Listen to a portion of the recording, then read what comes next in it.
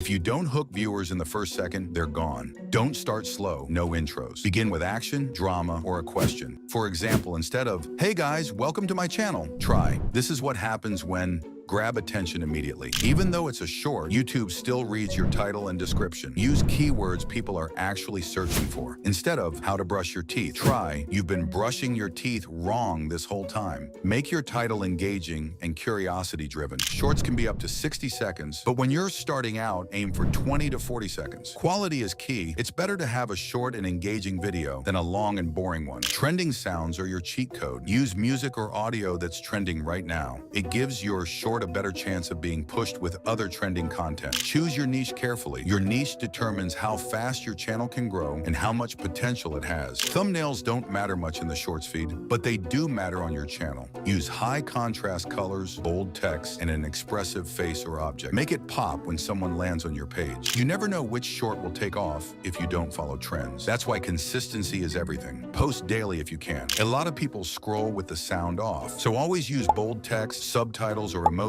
to guide them. This keeps people watching, even if they're just skimming visually. Head into your YouTube studio and check your retention graph. If people drop off at 2 seconds, your hook isn't working. Analytics don't lie. Use them to tweak and improve your next short. Engagement tells YouTube your content is valuable. Reply to comments, ask questions, spark conversations. More comments equals more views.